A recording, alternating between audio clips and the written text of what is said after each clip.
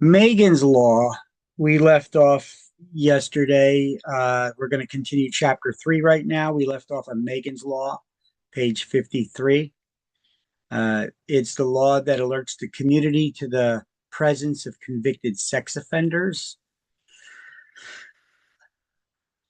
There are three types of misrepresentation, but before we get into them, puffing. Puffing is exaggerated statements of opinion, and it's done as part of salesmanship.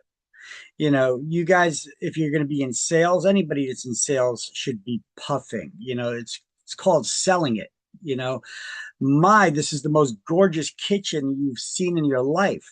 Look at these floors; they're so clean you could practically eat off of them. I mean, nobody's eating off of floors, right? But these are statements of opinion. They're exaggerated statements that are done as part of salesmanship. Look at this backyard. It's like your own private oasis back here. It's a bit of a stretch, but that's fine as long as you're doing it as part of salesmanship. But facts must be accurate. You can't be exaggerating factual statements. Okay, because then that's just a lie or a misrepresentation. And you could be held liable for them or even sued over that. So, puffing, however, these are exaggerated statements of opinion that they're done as part of salesmanship. As long as you're not trying to deceive somebody, then it's okay. Okay, so you need to know that term puffing. You should be puffing in your advertisements when you're selling real estate, right? When talking to people and showing houses, that's how we sell, right? Puffing, a little exaggerated statement of opinion. So there are three types of misrepresentation. We have fraud, which is intentional misrepresentation, intended to harm or deceive somebody. Then we have negligence. This is unintentional misrepresentation by someone who should have known better, um, like you, the real estate licensee. Um, and then we have innocent misrepresentation. These are false or misleading statements by someone not expected to have expertise in the subject matter, like the homeowner. Give you an example. Getting a listing, I was speaking to a homeowner in the kitchen, and he was talking about how the roof is new, how they only replaced it about a year ago. Then the wife comes in the room and she's like, "What was that?" And he's like, "Oh, I was telling him how the roof was new. We only replaced it about a year ago." Then she slaps him in the back of the head and she's like, "What's wrong with you? That was like 5 years ago already when Jimmy got married." And he's like, "Oh, how time flies." You know, did he mean to mislead or misrepresent those facts? That was innocent misrepresentation, but if I just took that information and ran with it and put it in listings and advertisements, that's negligent misrepresentation. It's unintentional misrepresentation by me who should have known better. To confirm when somebody gives you a specific date, a specific year, a specific age. Trust but verify should be what you're doing, right? Okay, I have no reason to distrust you, but you got permits to do the work, right? Or do you have a copy of the bill where the contractor replaced the roof? So this way I can then go with that specific age. Otherwise, you could go out there and check and see if the roof was replaced. And if it looks like it was newer, you could just say it's a newer roof. Newer is not as specific, newer than the house. So understand the three types of misrepresentation there. Fraud is intentional, negligent is unintentional, but it can be avoided because you know better. And innocent misrepresentation, those are innocent mis misstatements by someone who's not expected to be an expert in the topic anyway. And so the best way to avoid misrepresentation is to trust but verify information before passing it along to the public. Never present your personal opinions as fact and don't lie. These are the best ways to stick to the truth. And always refer to the questions to the experts. Look, you guys, you don't need to be experts in everything, but you do need to know who the experts are so that you could guide people to where they could get the information that they want. Like if they got a legal question, uh, as you start getting more and more experience, you could probably even answer these questions, but don't. You're not the attorney, you're not the legal expert. So always refer legal questions to their attorneys.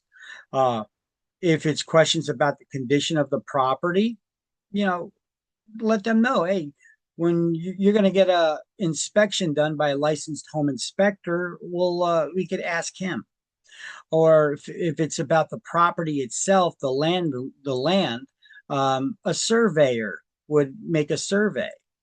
About the value, to be specific, would be an appraiser. About the ownership, if there's any liens or encumbrances or anything like that, or any problems with the ownership, well, a title company can tell you that. If you get the title insurance policy, they do the research. You got pest control companies, pool companies to inspect the pools. That's not part of a normal inspection that a home inspector would do.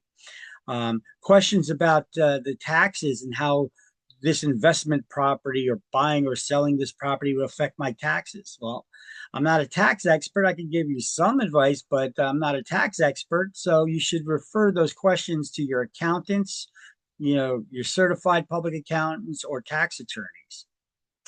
And when it comes to safety, where's the sex offenders at? Well, you could refer people to the county prosecutor's office, or they could go to the Megan's Law Registry to search that. You see what I mean about referring to the experts? Don't pretend that you're the expert in everything. You don't need to be. Okay? You're more useful when you don't try to be, uh, you know, pretending that you know everything about everything.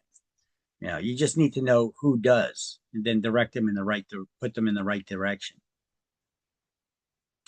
Okay, everybody got this? You got puffing Yes, and sir. three types of misrepresentation. Well, in the book, here's where you would highlight that on page 53. Now, if anybody suffers a loss due to those misrepresentations that you make, well, it says the broker, that includes you, can be held liable for damages. What does that mean? What's your interpretation of that? What does that mean? Where it says we're liable for damages. It says if either party suffers a loss because of the broker or your misrepresentation, you can be held liable for damages. What does that mean? And means that we're responsible. That means that they could sue you. Yeah. Okay. So stick to the truth. Don't try to act like you know it all about everything. But do know the right direction to point people in, refer them to the expert source. It's the best way to avoid misrepresentation. Don't lie, and refer people to the experts for information. Okay.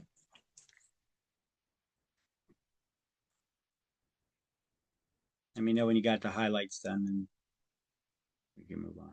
I got it. Okay. Everybody good? Yes, sir. Got it. Yes, sir. Okay. Doke. So, and on page 54, the three types of misrepresentation. A deliberate lie intended to mislead someone is called fraud or fraudulent misrepresentation. That's intentional. Then you have negligent or unintentional. That covers false or misleading statements by someone who should have known better. That would probably be us that would fall into that category.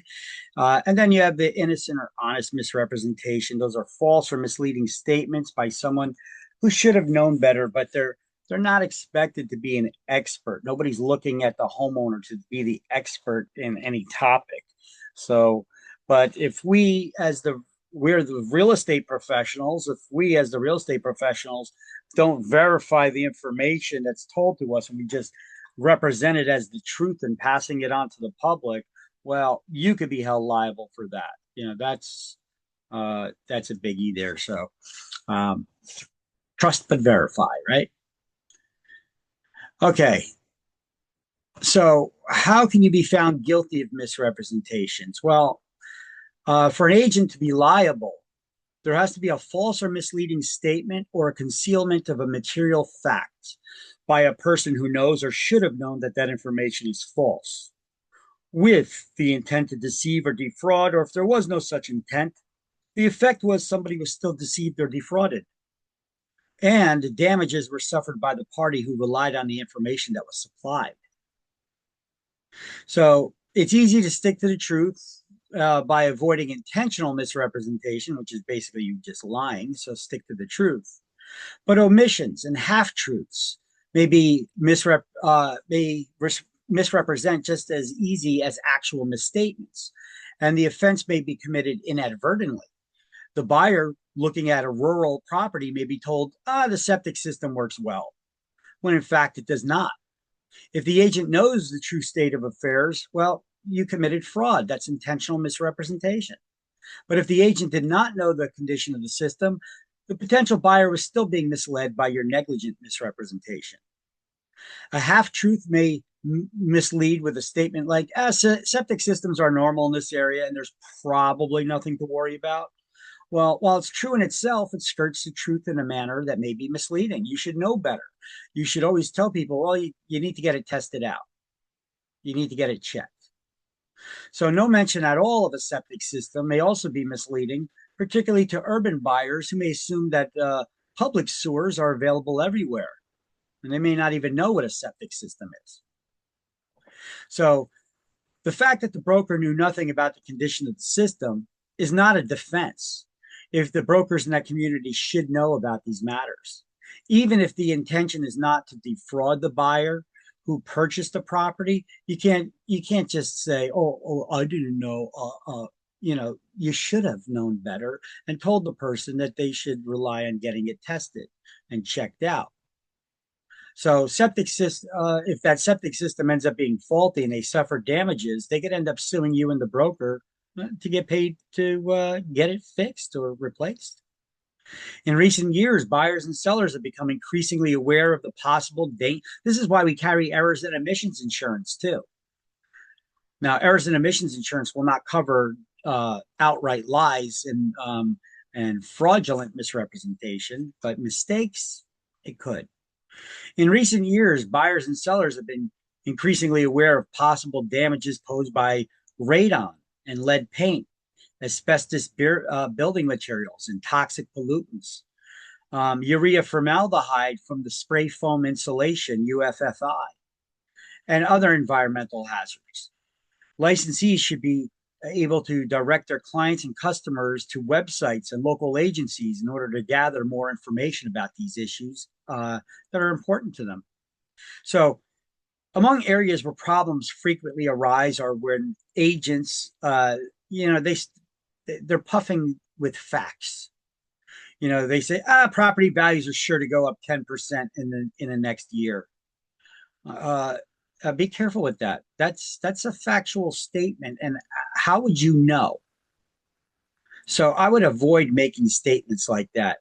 You may think and have an opinion that property values are going up, but there's no way for you to know for certain. The judgments have all been cleared up, or without looking into it, there's no way for you to know. Or there's no problem hooking into the public sewers. Well, there may be. You may not be able to hook up to the public sewers, or maybe they're too far away and it's cost prohibitive. So boundaries, zoning, and size. In recent years, in another state, the buyer of a house that contained 100 square feet less than what the listing agent said it was, they were required to pay that person back the value of that 100 square feet. So you got to be very careful, guys. All right. All right. So to avoid misrepresentation, page 55, do this. Highlight the title and do this. Put a little arrow to absolute statements should be avoided, and requests for information should be met by referring questioners directly to the expert source. because you'll probably get a question, hint, hint, about how to avoid misrepresentation. And that's the exact answer you need to know. You should avoid absolute statements, and you should request, requests for information should be referred to the experts because you're not the experts. So don't fake it.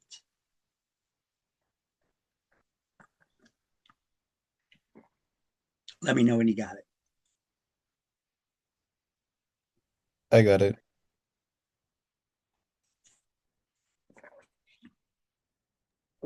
That is it. Okay. So here's what a septic system looks like. Basically, it's close to the house, and you'll have the main sewer pipe, the waste pipe that comes out of the house and goes into this tank that's buried in the ground. It could be made of concrete or polyethylene or combination of both. And here's an example of one with two compartments. You have single compartments, two compartments, or more. And then they have these access panels up top where these pipes where you could take the cover off and then get inside. Well, not you, but the servicing company would come in and they would put their hoses down here and suck out all the solid waste. That needs to be done periodically because this is the way that it works. The waste comes in, the solids sink to the bottom. Here, there's a partition in the center with just a pipe here so that only the effluent, that's the liquids, would flow into the next chamber. If you start getting solids flowing in there, it may be time to pump it out, get it pumped out.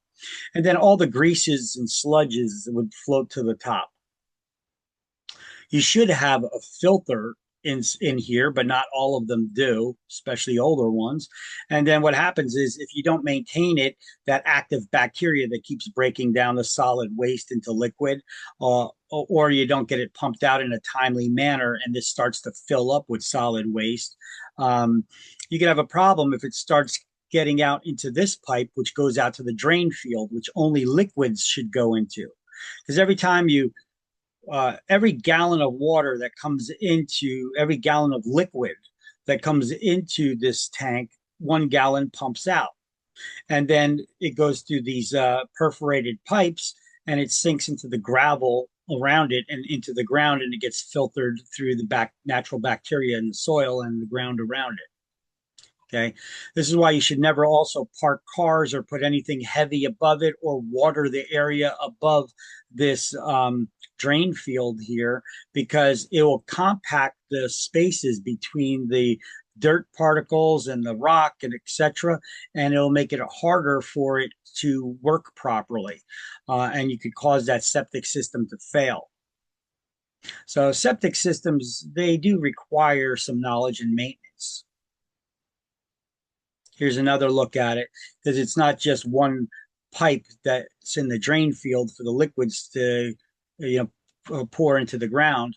It's actually, you have like a diverter box or a distribution box that will run it through a lot of pipes. So there's a lot more soil that can filter out the liquids that come through.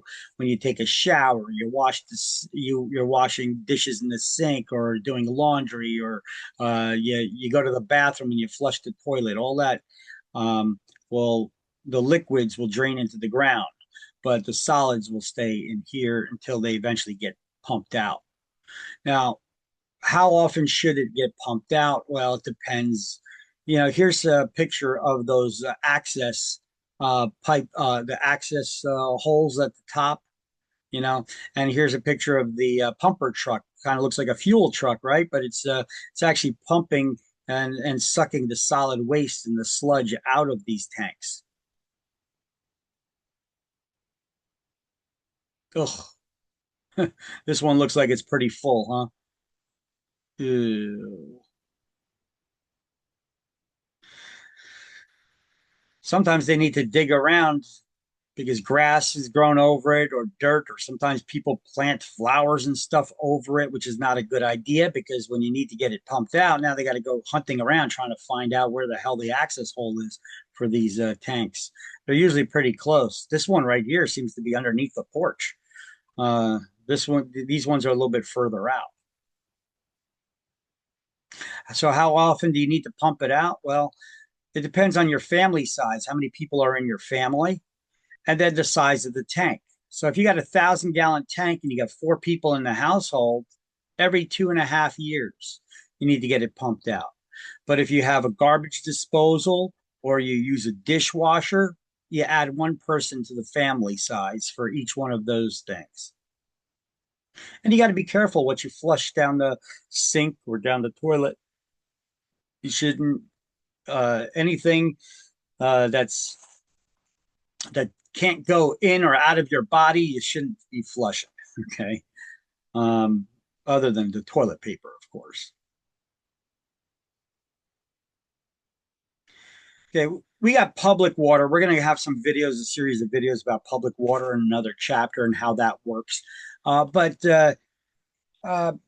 be a reservoir that takes, we get the waters from reservoirs and other sources that then goes to a water treatment center.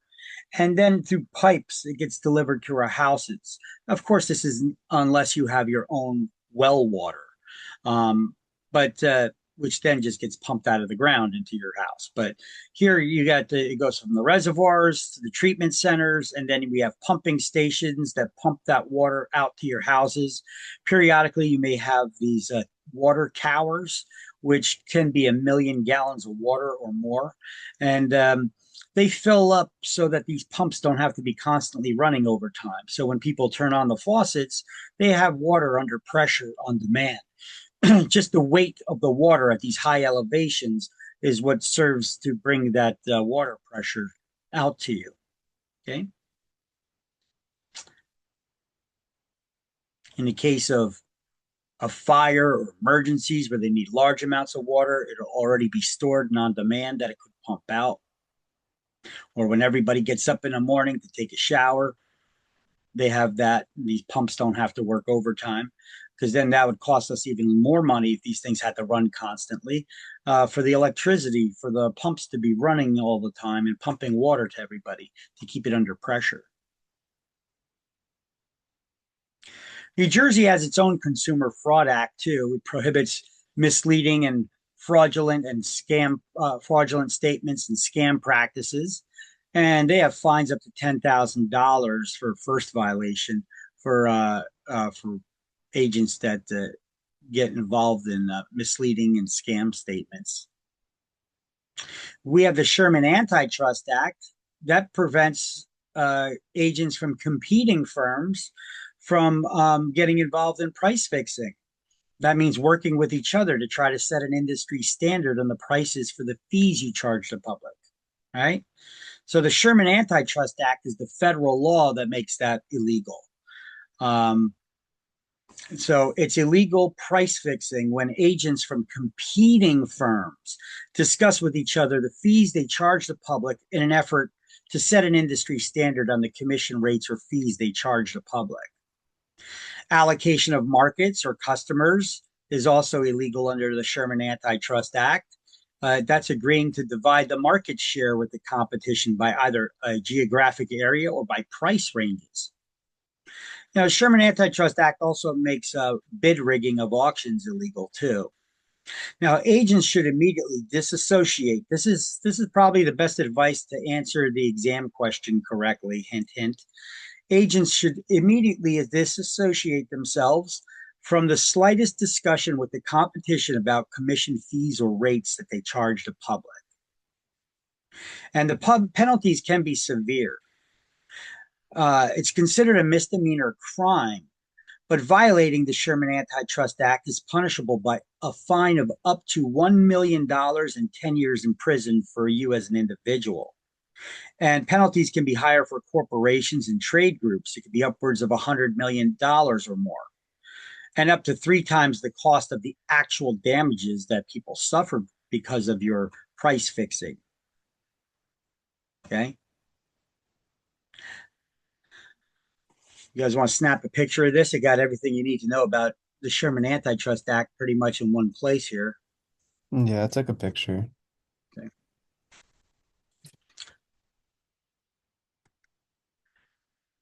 So if in an ad you mention a specific commission rate or an amount, the advertisement should state that in New Jersey, all commissions are negotiable. That basically says you're not violating the Sherman Antitrust Act. You're not getting involved in price fixing. You did the negotiations directly with the client. There was no industry standard that you set. See, your office can have their own policy on the minimum commission rates that you charge. And if that's the case, that's fine. That's fine.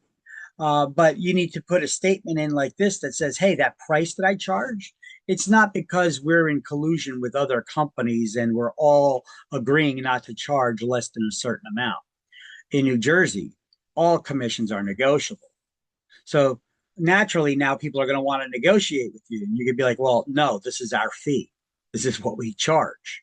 Okay. So even though in New Jersey, all commissions are negotiable, this is our fee. All right.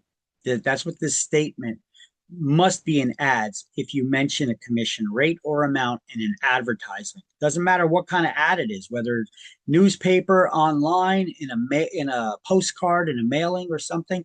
If you mention a commission rate or amount, you must qualify it with this statement somewhere in that ad that says, in New Jersey, all commissions are negotiable. Okay. And I believe we already went and highlighted this on page 55, right? If not, do so now. Under antitrust laws, write Sherman Antitrust Act and do these highlights.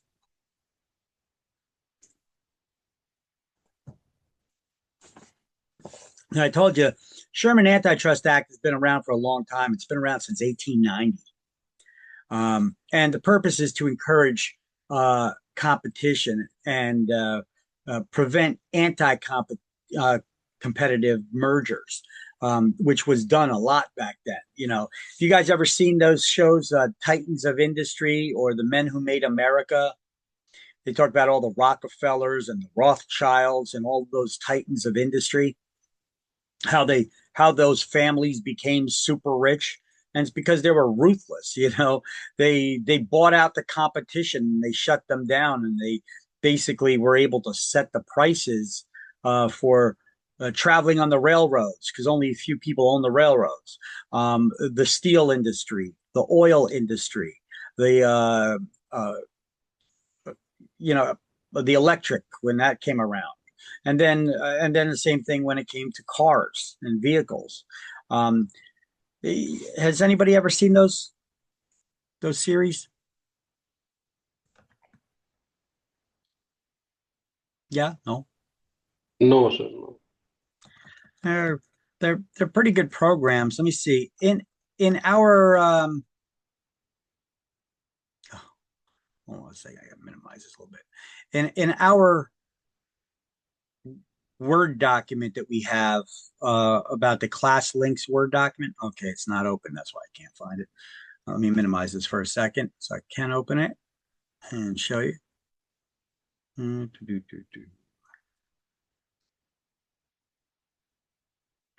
our new class links and notes Word document, which is in the shared Google Drive,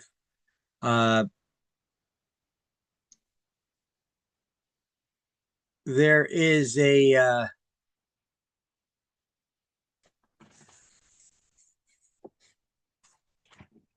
oh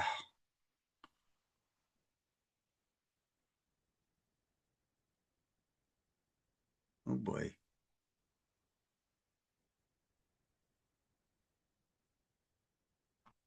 Okay. In that document here, let me show it to you.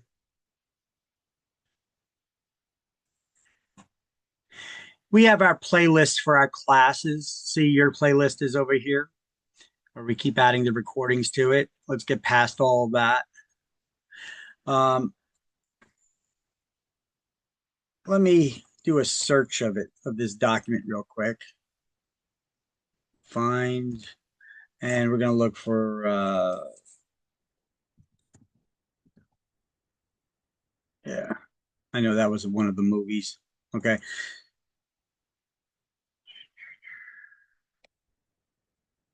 All right. Well, that's all over the place.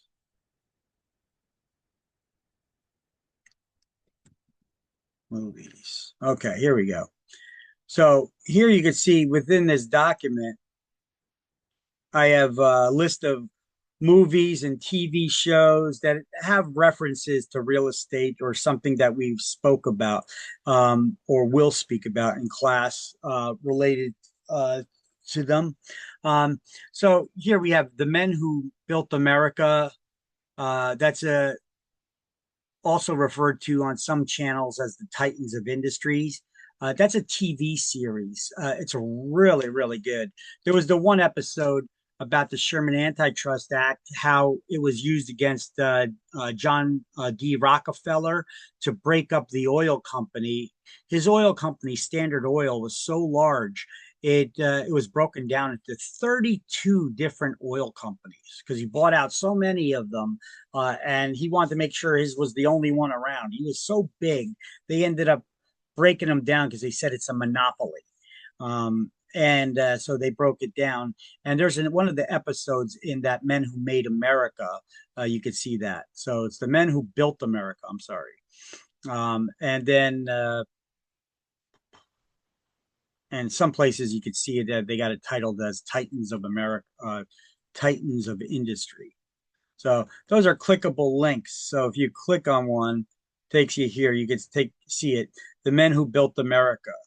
It's actually a great series. Very, very educational and interesting. These are one of those binge watching types of series.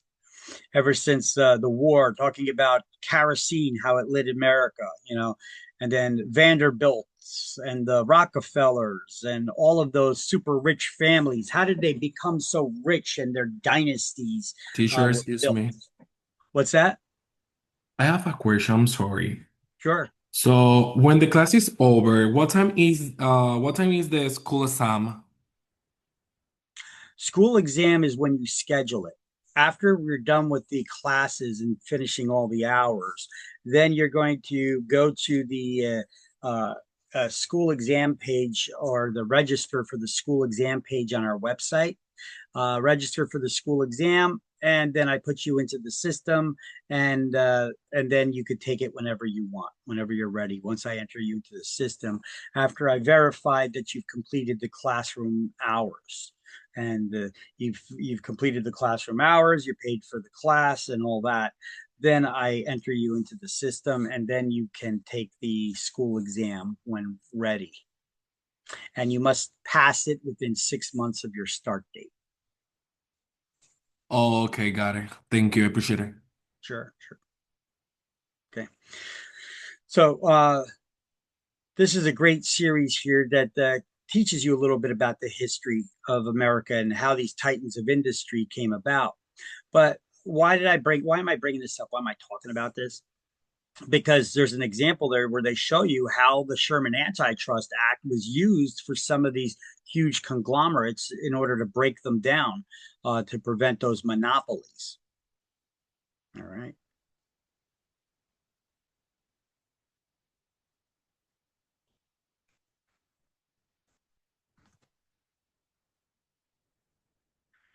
So you guys have these highlights down here for the Sherman Antitrust Act already?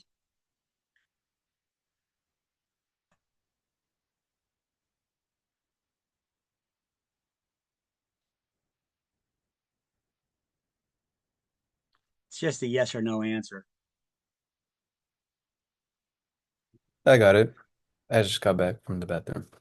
Okay. So you could also continue highlighting this, or do you guys already have this as well? I got that.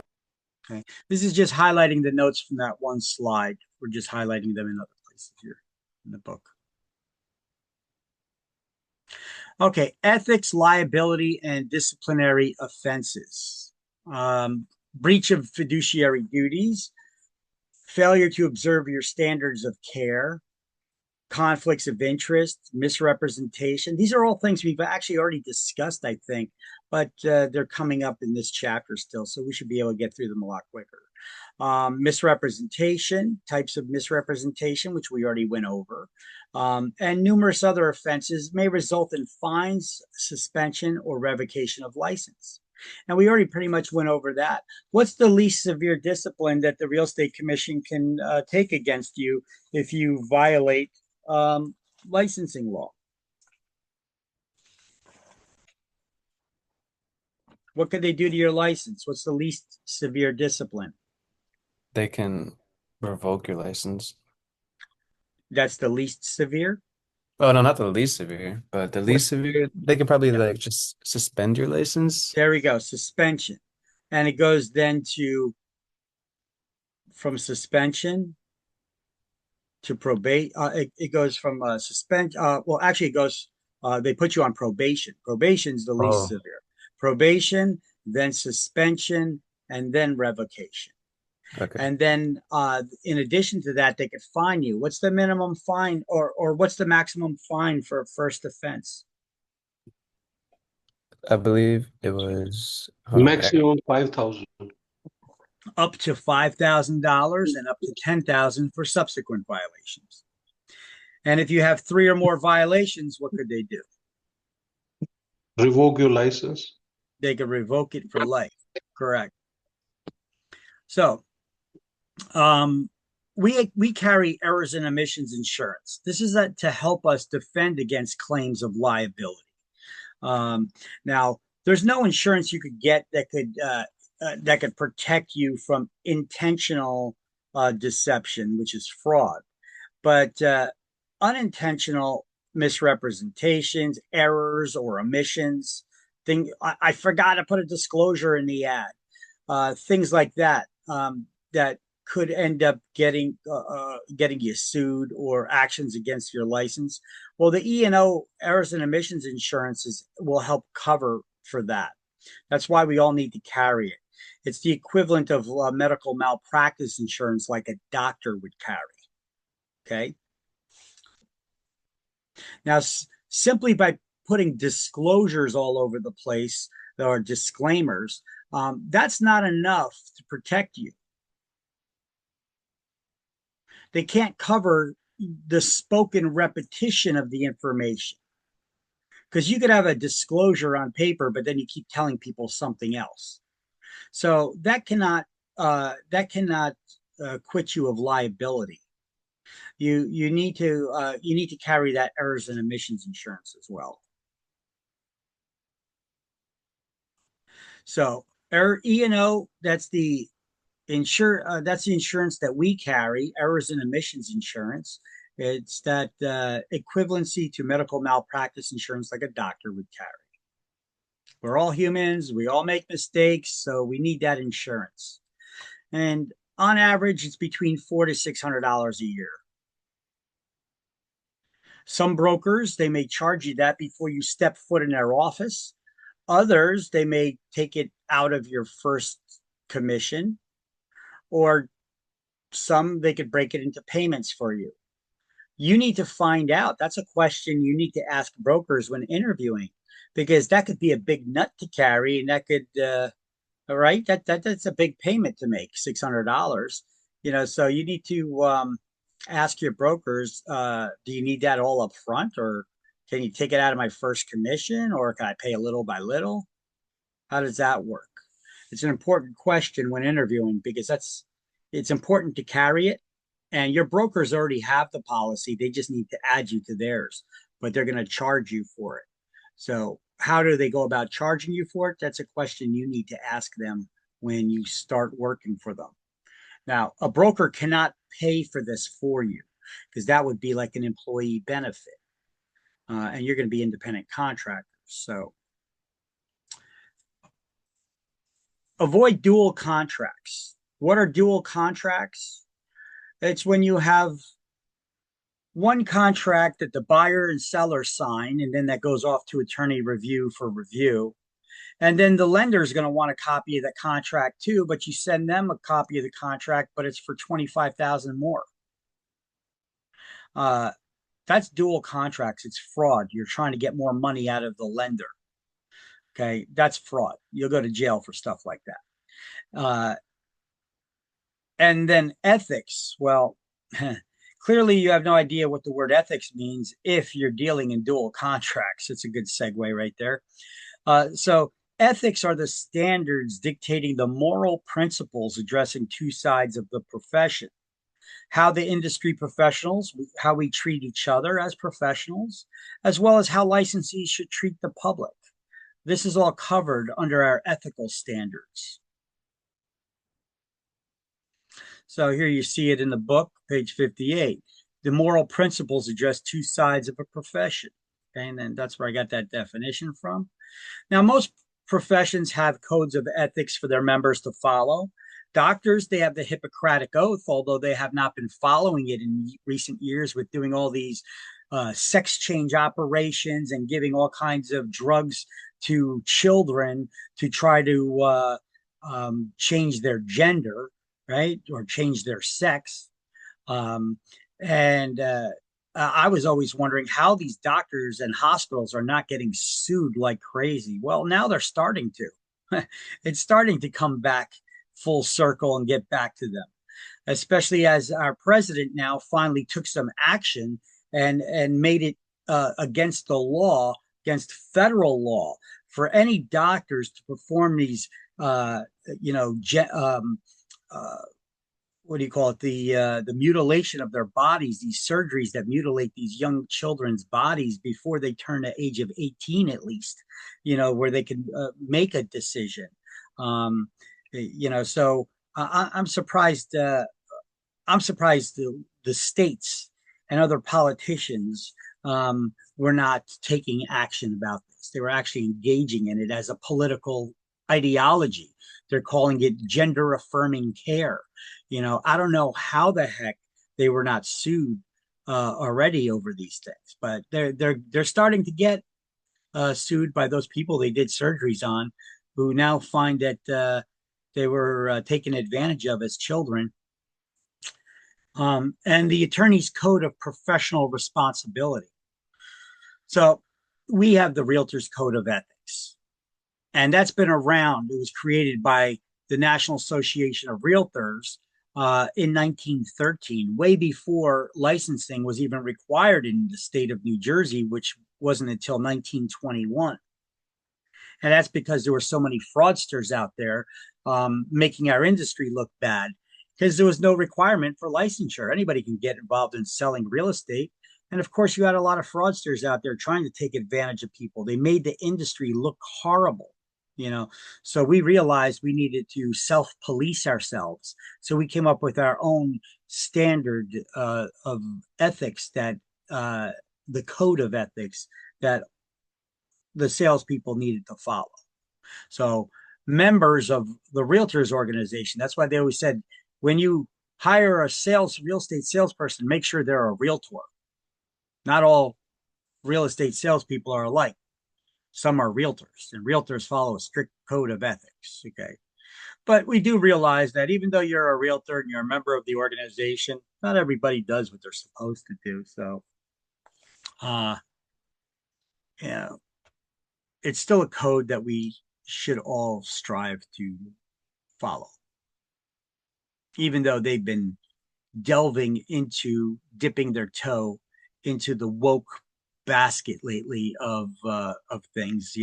They recently said that they wanted to make some changes to the code of ethics to include not offending people on your own time when you're not working, maybe making Facebook posts or something like that. If you ever speak negatively towards any of that stuff, like the gender affirming care, the sex changes for kids or whatever it is. Oh, that's offensive. Or against pronouns. Oh, that's offensive. Oh, that's against the realtor's code of ethics and the conduct that you should be placing.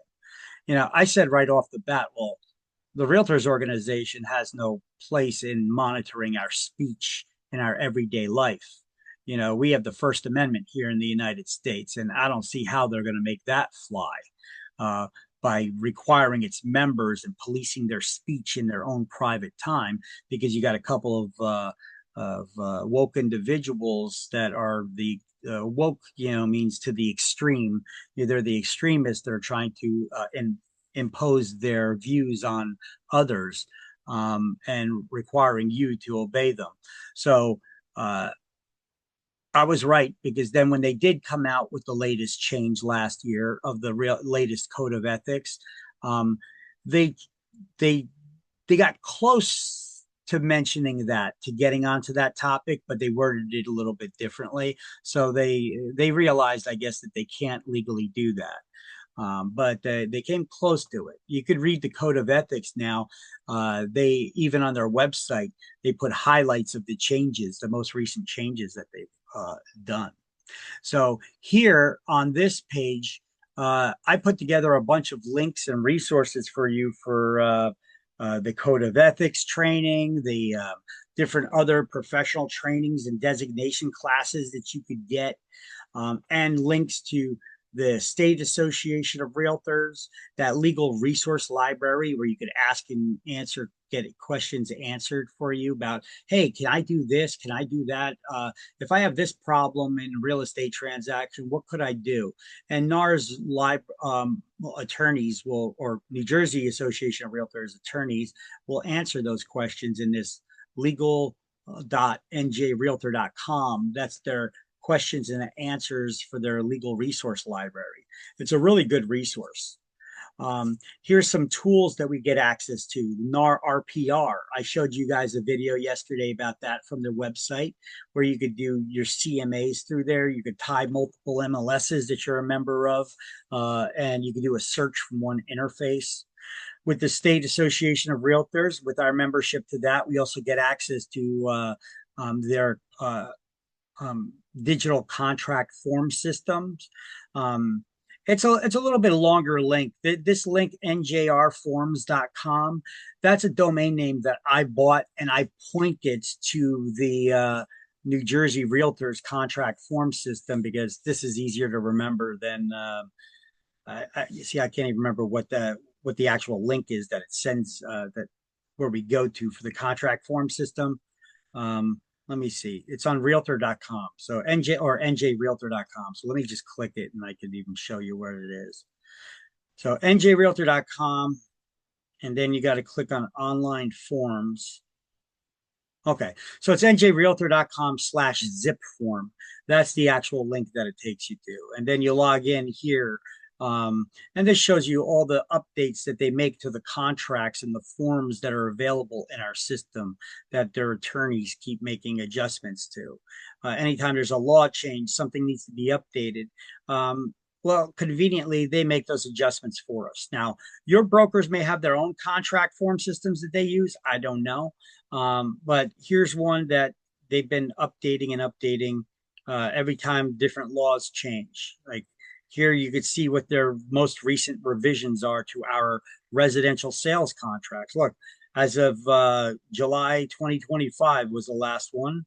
They made a couple of changes to the broker's commission, disclosures to buyers and sellers, the addendum regarding taxes for properties that are $1 million or more. We used to have a mansion tax. They now changed it to the graduated percentage fee. So basically, if you're buying a house $1 million or more, you're subject to a mansion tax of $1 million in addition to, of 1% of the purchase price if the property is $1 million or more. That's the way it used to be. And the seller also pays a sales tax. But now they changed it to a graduated tax, and the seller pays it. It moved from the buyer to the seller. So now when you sell your property, if you sell it for even more, if it's up to $1 million, you're going to pay 1% of the sale of the value of the property as a tax. If it's 1.5 million, you're going to pay 1.5%. 2 million, you pay 2%. 2.5 million, you pay 2.5%, and so on and so forth. It's up to 3.5%, I think it is. Yes, you could thank our governor for that. Okay, so that's the NJR forms will take you to that contract form system directly. It's just shorter and easier to remember. That's why I do that. I get domain names and I point them to things like that. So you guys will have access to it. If you want to make notes or get a screenshot of this, you can see all the different links to the different resources. Remember the CMA workshop I told you about, that group of appraisers that teaches you how to do CMAs, the Yeah, comparative market analysis. yeah. That's ottawa.com, OTTEAU.com. So we got that link here. We've got classes here about short sales and foreclosures. The CDPE teaches you about that too, the Certified Distressed Property Expert. ePro is a class you could take that teaches you about technology. CRS, CRS agents, that should be a goal of yours if you're going to get into residential real estate. Then you also become a member of their referral network. SRES, that's the Senior Real Estate Specialist. CCIM is if you're going to get involved in commercial real estate. This is like the designation you should strive to achieve. Although it's going to take a while to get there because you got to take like 7 or 8 classes. Each one of them is like $1,200. You got to take an exam, and you need to have so many sales of different types of properties and so many leases of different types of commercial properties in order to earn that designation. But when you do achieve that designation, you're like the lead agent on these $100 million deals, so that's something to strive for. Right.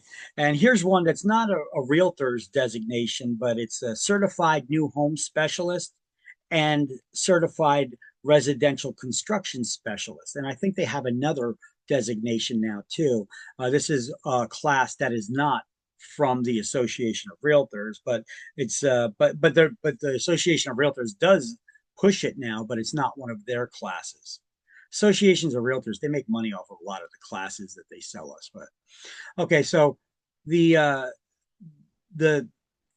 NAR's website for the public is realtor.com. We all know that one. But realtor.org now they're trying is the website for us. Now it's full of resources, training, marketing, all kinds of statistics and resources for us there. Now the Realtor organization got their own top level domain now. Instead of .com or .org, they have their own .realtor. And you could apply for your own once you become a member. So you could have your name .realtor perhaps. I would stick to the top level ones like .com though. So the NAR's website now for us is either realtor.org or nar.realtor. And that takes us to a different website that's strictly a resource for us as members. Now, the Realtors Code of Ethics needs to be taken every 3 years. See, I got it here from 2025. Let's see if they updated it yet for 2026. Let's click on it. Yep, they did. So I'm going to take this link and I'm going to update that in our slideshow.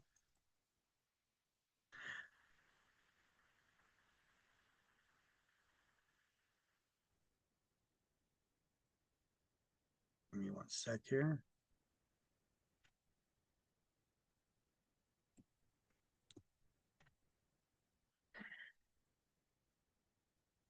All right, so I just updated that in our slideshow. And what do How you long guys have you think? been doing this? What, the Code of Ethics training? Yeah. 1913, Wow. since before licensing was required. 1913 and then 19. Yep. Okay. So here, if you click on that link, you see it's the 20. It gets updated every year with new standards and new codes that they keep changing. So here it is. I'm showing you now on the website. You should be able to see it now, right? The Code of Yeah. Ethics. So this link takes you. This latest link takes you to the latest Code of Ethics that you could download. You could read it. You could take the Code of Ethics training class online for free. You're going to be required to take it within 45 days of joining the Realtor Association. And here it is written out too. It's got different parts. You got the preamble, you get the duties to clients and customers, the duties to the public, and duties to each other. And then they give some examples in their explanatory notes. So this just talks about the different articles now within the duties to clients and customers. So basically we take the class and we learn about each one of these practices, standards of practice that we need to follow. Okay, and as you can see, it's color coded now. They got some yellow there. Let me see. Effective January 1st, 2026. Okay, so here's the latest changes they made that are in yellow. Now, there was some other ones that were proposed or that were changed on a different date, and they had them in pink. I don't think that they're doing that anymore. That was for last year. Okay, so this is new for this year. Let's see. When entering into listing contracts, realtors must advise sellers, landlords of the company's policy regarding cooperation and the amounts, okay, the commissions. That's what they're talking about, broker cooperation. Yeah. The fact that the broker compensation is not set by law but fully negotiable. Well, we always did that here in New Jersey anyway. But remember, this is for the entire country. The options and amounts of compensation, okay? We all have that in our brokerage service agreements. The fact that the buyer tenants or brokers, even if compensated by listing brokers or sellers or landlords, may represent the interest of buyers and tenants as well. And any potential for listing brokers to act as disclosed agents or buyers tenants agents. Okay. So basically, this is going over a lot of the changes, the additions to our laws about the types of agency, the disclosure of the commission rates or amounts and who's paying it. Are they allowing it to be split? Because remember, NAR did this big lawsuit settlement. And I guess this stuff is all about those changes because I guess in some states they didn't have it as a requirement to disclose that. But in New Jersey, we always did. So this NAR lawsuit was BS and it made us look bad in the press. And the press was, a hot story where you could slam somebody, especially salespeople who are trying to get that standard 6% out of you, even though there is no standard. But that's all we heard on the news for that year when they had this lawsuit, which was what, 2025, early 2025. Yeah. So I guess everything in yellow here is what you see has been updated by them. So Mhm. look, this one section here was even deleted by them. Okay, so here, let me share the link with you for that. But you guys have access to the entire, all of these links here in that class notes and Word document, as well as in these slideshows. These slideshows are available for you to see too. So, for example, if we go to here, let me go to the Word document. So let's look up COE for Code of Ethics. Because I just updated that in the slideshow, so I'm gonna update it here too. Let me see. Just got to find it. Okay, here we go.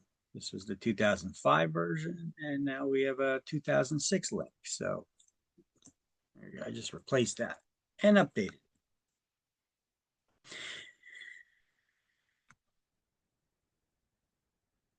Okay, so you guys can see, and then I'll upload this online so you guys will still have access to this latest version because this new class links and notes, it's all the information that you're seeing on the slideshows. I keep updating all that stuff in this document. This is a Word document that has everything that's in the slideshows and a little bit more.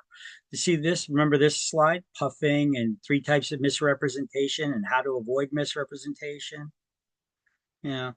This is all the stuff we just went over, right? And so basically I did the whole book like this. Here's all of these links and designation classes I just told you about, right? And then look, we're going to get into chapter 4 next. And it's got that. I got everything in here for you as a convenience. So you don't have to go opening up every slideshow and getting to that stuff. You get it right in the Word document. Okay. Back to the slideshow.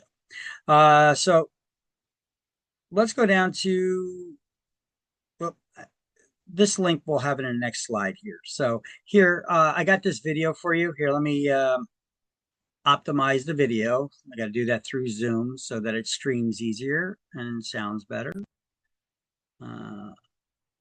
And optimize for sharing, which basically just turns off our video temporarily. And this is actually a great course. I took these years ago, but check it out. It's the CNHS, that's the Certified New Home Specialist and Certified Residential Construction Specialist. And if you go to their website, they even have another designation course you could get there too. It's pretty good stuff. I'll let her sell it instead of me trying to sell it to you here, because it's a pretty good course to take. Any course that can make you more money is good. Hi, I'm Teresa Walsh, and I want to thank you for taking a few minutes with me to learn about our national designation training, Residential Construction Certified and Certified New Home Specialist. Now, I know you're here because you want to learn about new home sales, new home opportunities out there. Well, I'm excited to tell you that our training is going to not only open your eyes to the opportunities in there in your market area, we're going to teach you how to do the business right. Because you know what? You don't get a second chance to make that first impression. One way you could get into the new homes arena is builder representation. We're going to teach you how to identify these small, medium-sized builders, how to sell your services to the builders, most importantly, be a success. So for example, if you find one of these small, medium-sized builders, they have 25, 35 home sites, you know you have 25, 35 paychecks coming your way. You can't do that in resale. Another massive opportunity in new homes is new home buyer representation. It's interesting. I talk to a lot of real estate professionals. We attend these national real estate conventions, and it doesn't occur to the majority of real estate professionals to market themselves as a new home buyer representative. Let's capture these buyers before they go to the builders. Be known as the go-to agent in new home sales. You can't sell a buyer what you're comfortable selling. You have to sell that buyer what's right for them. So many agents steer buyers to resale because they're not comfortable talking new homes. They don't want to wait for their commission. But again, it's all about building that pipeline, creating your referral business, because when you can demonstrate value to your buyers, you're going to get loyalty. They're going to tell their friends, and away you go, building a name for yourself and your market as the go-to agent for new homes. And one last massive opportunity is infill construction. This is tear down, rebuild opportunities. Investors are looking to invest their money in these projects. We're going to teach you how to identify the opportunities, how to package these deals, and participate in the success of these projects. So I've shared a few things with you today. I'm super excited to tell you that our training is all online. So it's available whenever you are. You create a username and password, log in whenever you want. If it's 20 minutes today, an hour next week. But when you're done with those full 22 hours of training, you've earned 2 national designations, Residential Construction Certified, which teach you all the parts and pieces of a home from the ground up. We're in an HGTV world. You need to understand the product that you're selling. Certified New Home Specialist is going to share some of the ideas I shared with you today and then some.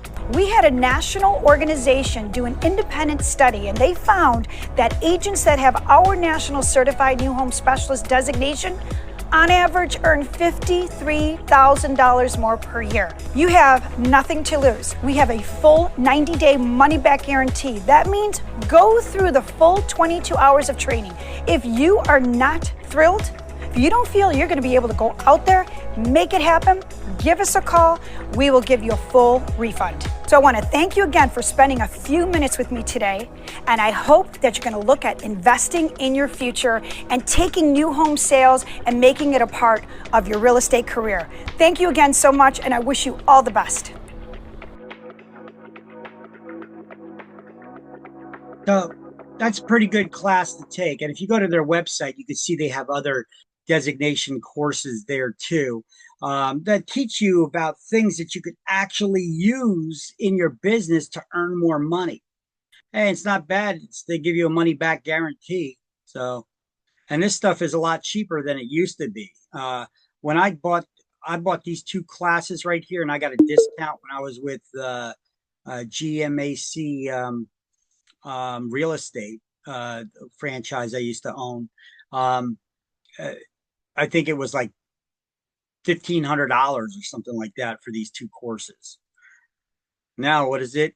$253 for a month for 2 months. So it's about $500 now for both of those. But they do have packages that include all kinds of other stuff with them. So keep that in mind. That's just for the class. But then if you want all the marketing materials and the documentation, etc., the presentations, the price on it starts to go up. You see, okay, so they lowered it to $1,300, but it's still $839. So the price is still up there, but it's a lot cheaper than it used to be. And then they have this new one, RRS, Residential Remodeling Specialist. That's the new one that they got. But you could get all 3 of these courses. I think they got it in a package too. Yeah, here we go. Normally $1,800, now for $1,200. That's the courses as well as all the presentations and mailings and forms and marketing materials, etc. It's not bad if it pays back and you can make that money back. That's pretty good, especially if they give you a money back guarantee on it. So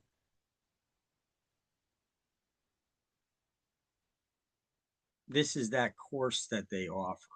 You guys are seeing this, right? On the website? Yeah. Okay.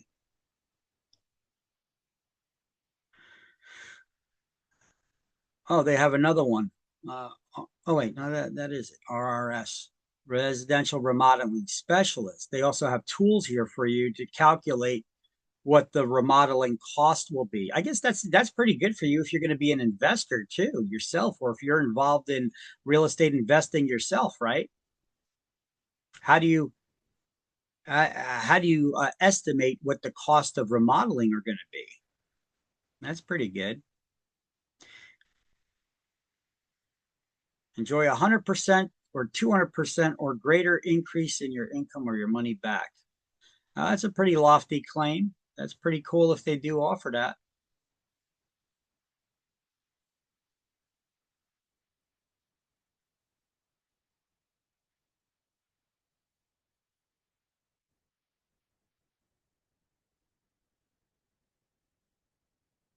So they got some new videos here.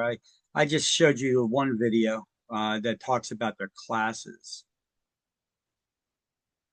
And look, so a lot of there are not a lot of real estate agents that deal with new construction guys. So if you could learn this and you could become that contact for that new construction or those builders, whether even the small builders, that could be a huge source of income for you. Instead of just dealing with resale properties and dealing with those homeowners, you're dealing directly with builders selling new construction to people. That's a huge opportunity there for you. Now, I don't make nothing off of pushing these guys or any of these resources. I don't make money off of anything that I introduce you to in this class, okay? I have no relationship with these people whatsoever. I just think that it's a good course to take. If you are in real estate today, I have 3 words for you: what, when, and where.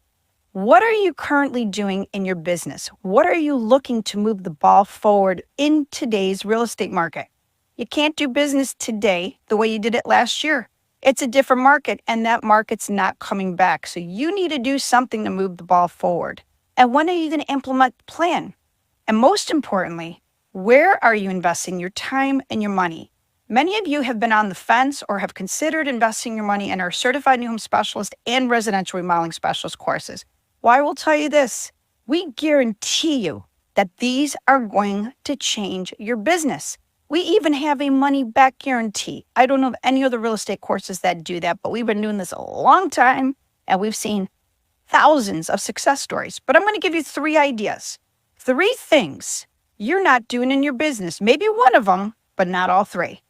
I don't care if you've been in the business a day or 50 years. But number one, are you a member of your local builders association? A lot of real estate professionals are not aware that they can be members. But who are you going to meet there? Builders, developers, investors, flippers, remodelers.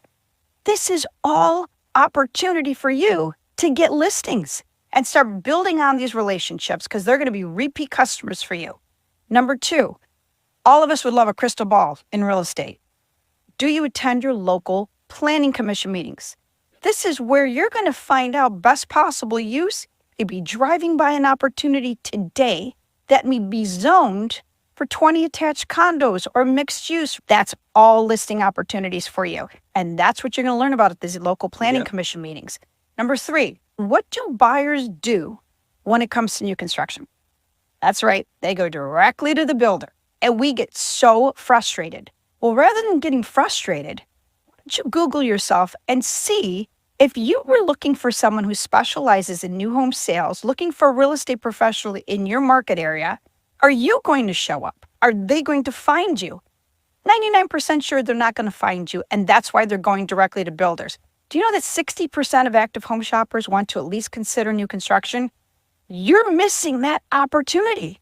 And if they don't buy new homes, what's the next best option? They're going to find an existing home and they're going to remodel it. And that's where our remodeling designation comes in. We're going to teach you how to do an RVA. That's a remodeling value analysis. I hear all of you sharing with me that buyers and sellers are asking you, well, if I were to remodel this home, what is it going to be worth after the remodeling? And that is a remodeling value analysis. This turns into listings for you. So I've given you 3 ideas that I guarantee. I mean, I'm not playing the full video here. I mean, there's only maybe about another minute or so left, but she's making a whole lot of sense here. These are some things that I tell people in the classes all the time, but they're going to teach you how to do it. So that's pretty good. That's a pretty good resource of how to get the money. Because one thing I'm going to be asking you guys is, where are you going to get your clients from?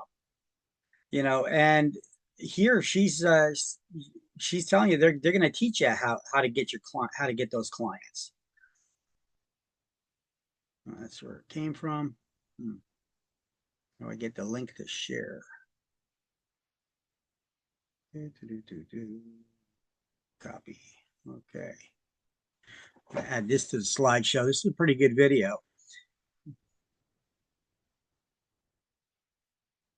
Once again, I'm not selling any of this stuff on you. You guys do what you like. I'm just here to provide resources for you to possibly help you out.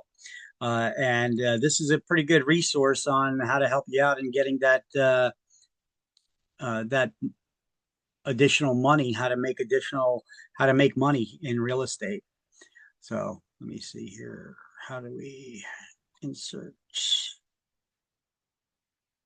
video? Online videos.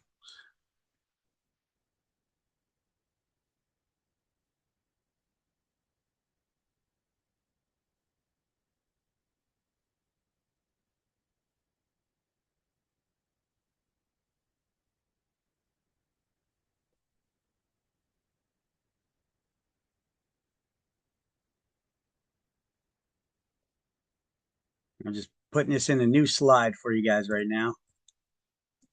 RSS designation.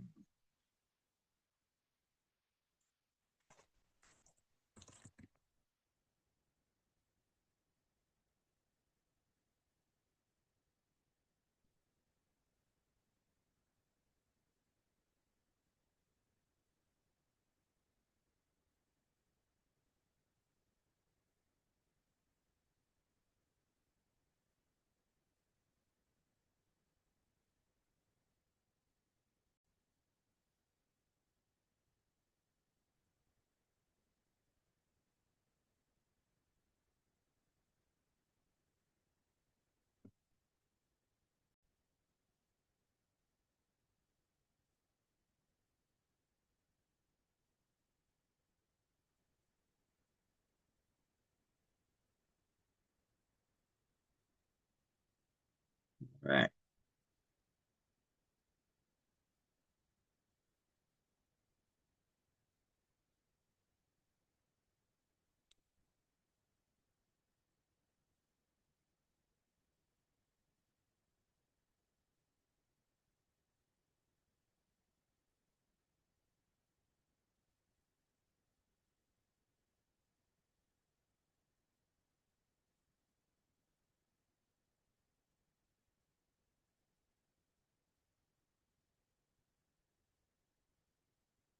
There we go.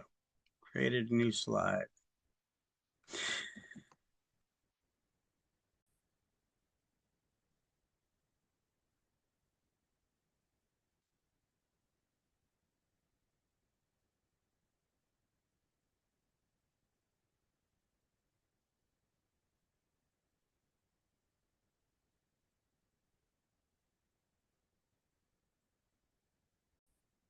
So here we go. I created a new slide that added that additional new video from her on there. Might as well If you play are in real estate and a remodeler, remaining and minute. that's where our remodeling designation comes in, we're going to teach you how to do an RVA. That's a remodeling value analysis. I hear all of you sharing with me that buyers and sellers are asking, well, if I were to remodel this home, what is it going to be worth after the remodeling? And that is a remodeling value analysis. This turns into listings for you. So I've given you 3 ideas that I guarantee you're not doing 1, 2, or possibly all 3 of those. Can you imagine how much you're going to learn after going through our online courses and spending time with Dennis Walsh, who is awesome? We give you 90-day money-back guarantee. You've got nothing to lose. But if you are staying in real estate, ask yourself that question. Where am I investing my time? What am I doing? And when am I going to take this plan, execute it? I want to invest in something that's giving me a guarantee, a money-back guarantee. I hope to see you as one of our graduates because it is astounding how many of them are top producers. So thanks for listening. I'm Teresa Walsh, president of sellnewhomes.com. Hope to see you soon in one of our classes. Thank you so much. Okay. If you are in real estate, And that's chapter 3. That's the end of chapter 3. So we're going to do the key terms to review. So get ready to answer some questions for me, all you guys. I will update these I'll update these slideshows and the notes in the shared Google Drive. I'm going to go do that in just a second. Let me just save that Word document, the changes that I made. And let me see. I'll also add this new link here for the working with builders and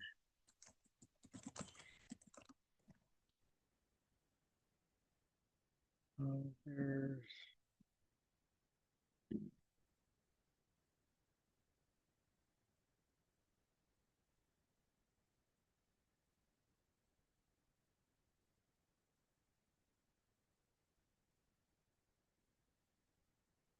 Okay, and I'm going to save these. I'm going to upload them to shared Google Drive, so you'll have the latest and greatest slideshows and PowerPoint presentations in the shared Google Drive. So let me take care of that right now. Chapter 3 we just modified. Delete that in the shared drive and update it. The latest one.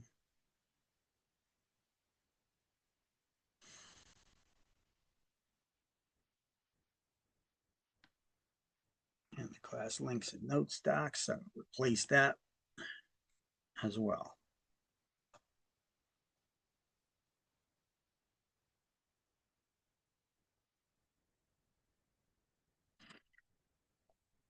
Done.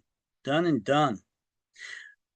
All right, guys, you ready to let's do the key terms to review in chapter 3. I believe there's 3 or 4 of them that we need to do.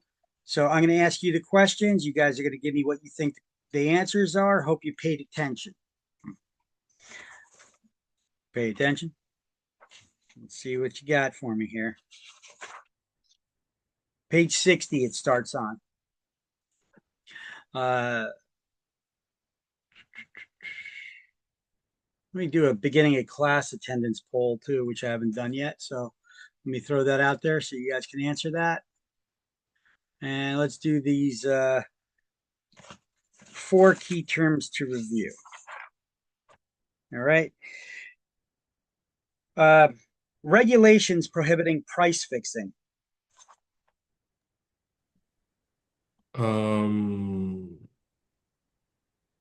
Antitrust laws? Yeah, antitrust laws. 2 is A. Principal who engages an agent. Client. Yes, 6 is B. Agent who takes buyer as the principal. Buyer's broker. Yes, the buyer's broker. 5 is C. Person authorized by another to act under a power of attorney. Um, Attorney in fact. Yes, 3 is D.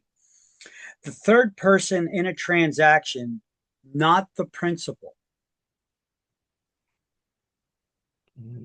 Customer. Yes, 9 is E. Um, Written explanation of business relationships. Customer information statement. Yep, the CIS, the Consumer Information Statement. 8 is F. Broker's usual compensation. Mission. Commission. 7 is G. Now, these last two, I think, can be, I think they got them swapped. In the book, I think they got them switched as what the right answer should be. And I'll explain why. But let's first go over them and see what you guys think. One who's authorized to act for another in a real estate transaction and receive compensation. Well, H sounds like Broker. yeah, H sounds like a broker and I sounds like a agent. Okay, so the book has it listed as agents for H. However, I think it should be the other way around. I think it should be broker because what do you call the one who is authorized to act for someone else in a real estate transaction and receive compensation? Only a broker can Only a do that, broker can do that, you yeah. know? Now, Yeah. a broker is an agent as well, but uh, even the book tells us, only a broker is the only agents that's authorized to do that. We're going to be agents, right? Salespeople, we're agents too, but we're not authorized to do that. We're only authorized to do it in the broker's name. So I think that H should be 4, even though the book says 1. Okay. So 4 is H. Put it down like that. And then where it says one authorized to act for another, It sounds like an it agent. sounds like agent, because that's what an agent is. But Yeah. they got broker for that one. So I think they got them switched. They got them flipped. Really? I'm not gonna lie, I would have never guessed broker for that one. I would have still guessed agent because an agent is acting for the broker. Well, no, And the that's broker is the one that's authorized to no, receive. no, that's what I said. I said an agent would be the best one suited for that. But No, yeah, I know. I'm saying you said like the book had it swapped, but like I would have never even Yeah. guessed that. yeah, yeah. The book has broker listed for that one, but one authorized to act for another. Well, that's an agent. It's more universal. Like, if you're a salesperson, you're an agent too. You're authorized to act on someone else's behalf, right? You're their representative, right? So, I believe that it should be 4 is H and 1 is I, even though the book has it backwards. But I think they're wrong. And they are wrong in a couple places. So I'm pretty sure they are wrong right there. And that's the reason why. Okay. So let's do key terms 2 now. Revealing to another any pertinent information.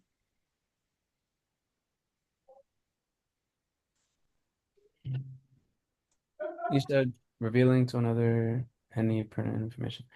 Disclosure. Yeah, 1 is A. Correct.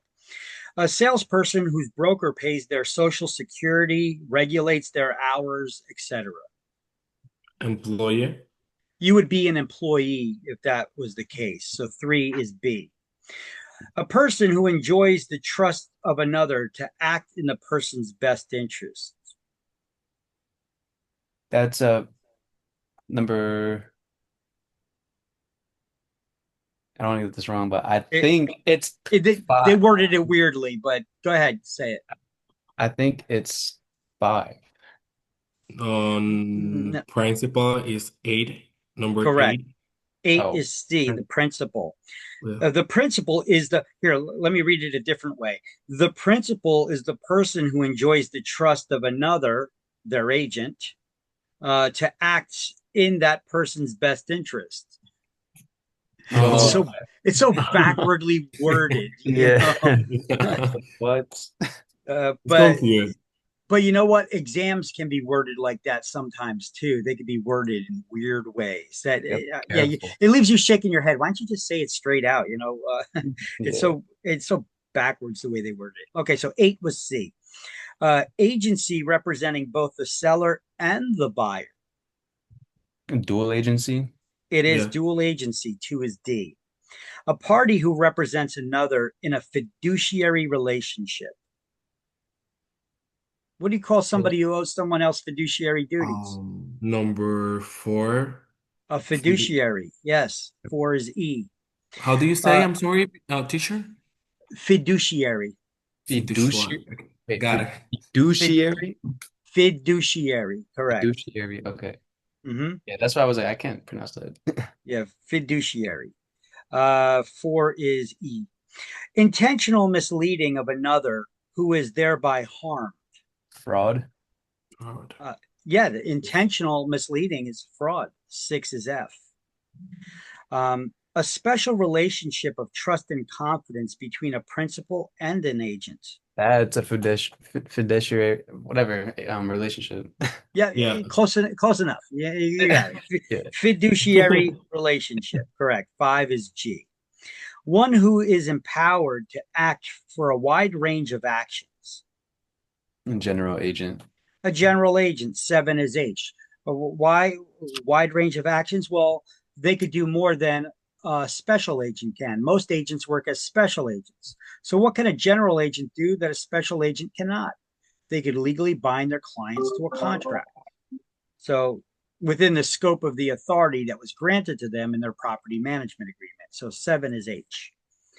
Okay, that was the end of key terms 2. Let's do key terms 3. 2 more to go here. One who facilitates a transaction without functioning as an agent.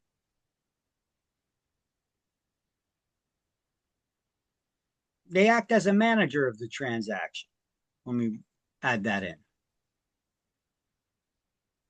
One who facilitates a transaction without functioning as an agent. They're not working as an agent. They're just the manager of the transaction. Who is that? Transaction broker. Yes. 16 is A, transaction broker. One authorized to act for another in a specific transaction.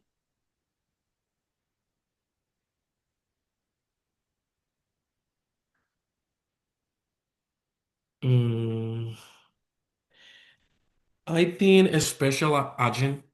Yes. 14 is B, special agent. Illegal sharing of a commission with the seller.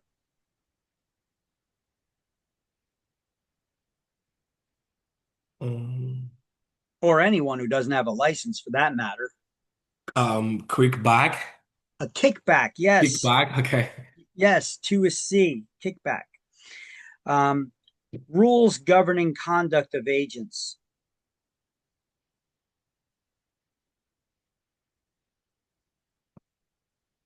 Law of agency. Correct. Laws of agency. 4 is D. Agreement between the buyer and a seller on major points. What do you call it when the buyer and seller come to an agreement on the major points of the transaction? Is that a listing agreement? When the buyer and the seller come to an agreement on all the key points of the transaction that they've Meeting of agreed the upon. minds? Yeah, They've meeting come of- to yeah. they've that's come meeting of to a the meeting minds. of the minds. Correct. 6 is E. Sometimes it's also referred to as mutual assent. So meeting of the minds or mutual assent. Correct. 6 is E. A written authorization allowing one person to act on behalf of another. What do we call that? Written authorization, where you give somebody the authority to act on your behalf. Power of attorney. Yes, power of attorney. 8 is F. The one employing an agent, the client. What's another word for our client? Another way we reference the client.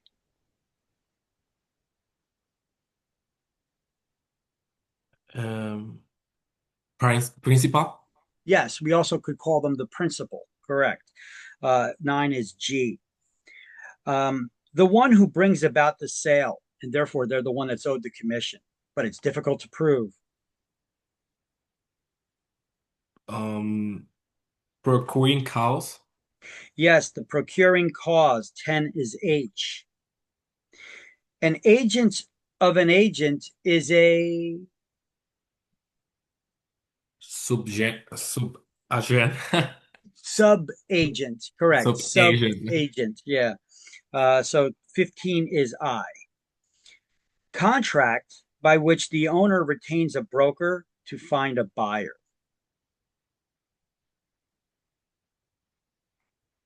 What do we call the contract?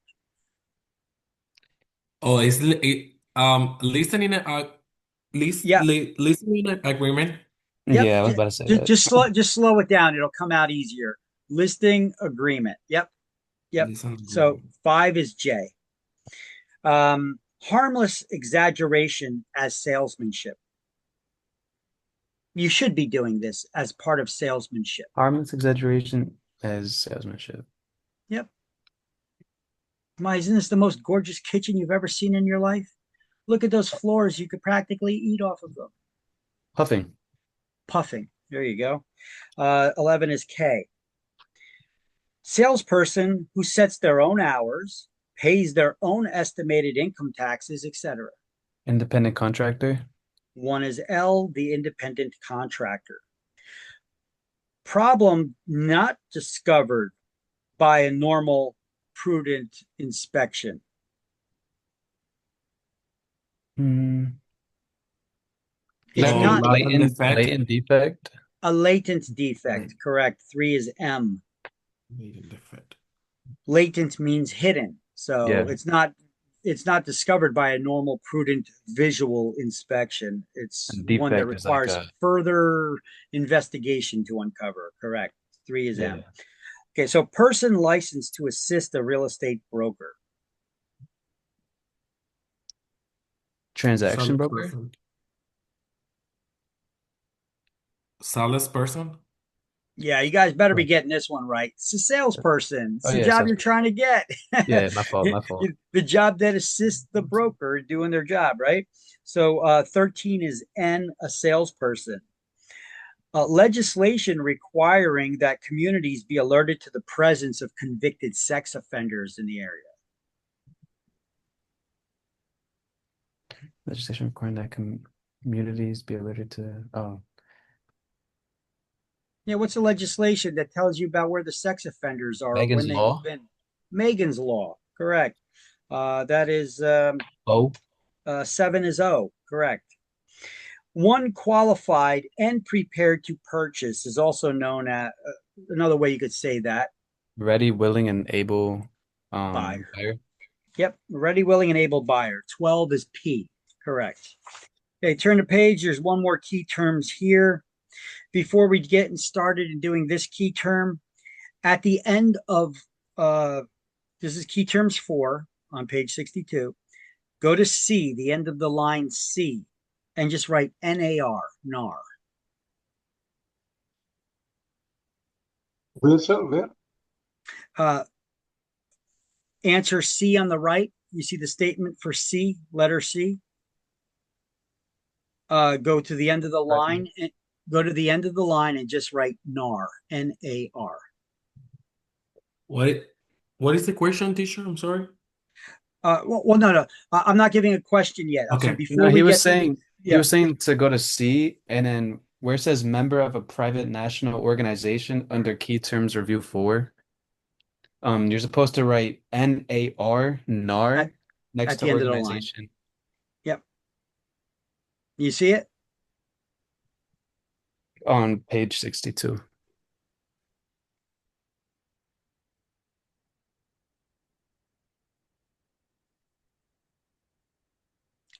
You see it where we're at? Yes.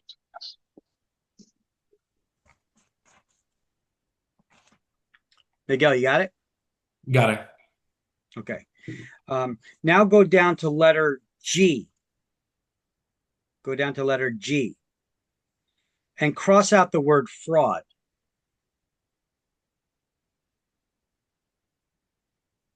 And above that, you're going to write unintentional misrepresentation. Like I got right there. You see on the screen there? I crossed it out and I wrote unintentional misrepresentation. Yes. Yes. And then next to letter H there, cross out the word fraud again and just write misrepresentation. The book has a bad habit of defining a word with itself. You guys know that as you learn a new Yeah, you're not language, right? supposed to You define know a that word you can't using. define a word with itself because you're never going to understand what it means, you Yeah. know? So cross that out. When they say fraud, in this case, they mean unintentional misrepresentation. And then on next to H, where they say fraud, it's just misrepresentation. Okay. So now we'll get started after you write all that in. I'm good. Okay. Unintentional misrepresentation committed in ignorance.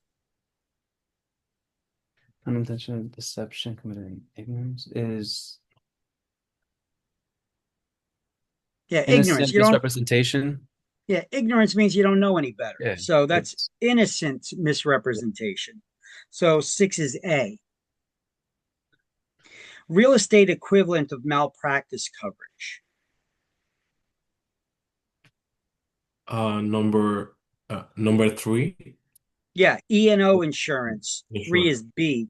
Correct.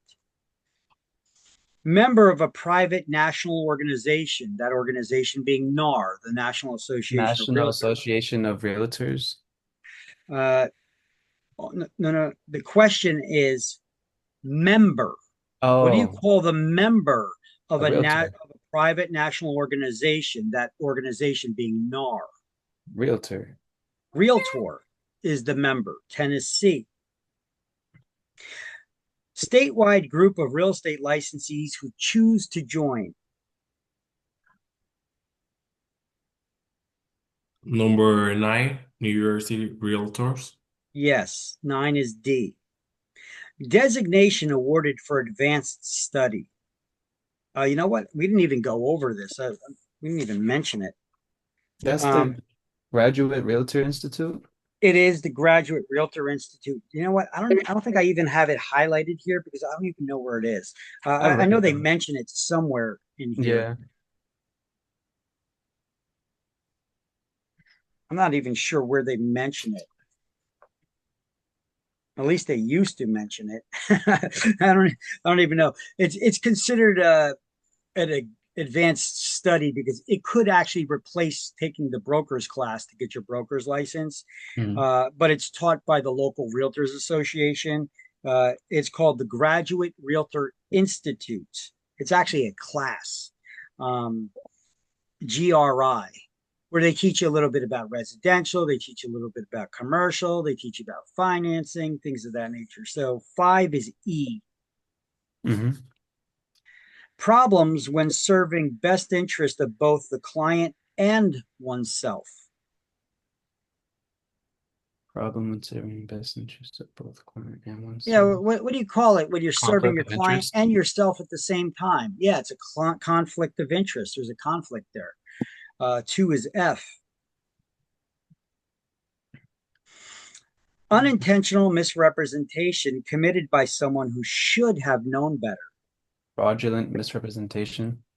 Mm-mm. Oh, no. That's negligent misrepresentation. 8 is G, negligent misrepresentation, because you should have known better, right?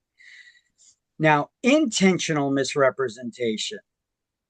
That's fraudulent misrepresentation. Correct. 4 is H, fraudulent misrepresentation. Competence normally expected. Common only. Oh.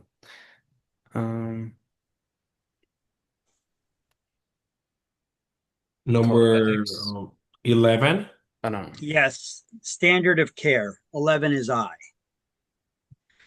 Standards of conduct adopted by realtors. That's the code of ethics. Code of ethics. 1 is J. And private nationwide organization of brokers and salespeople. National Association of Realtors. That's the National Association of Realtors. 7 is K. And that, with that, we could conclude chapter 3.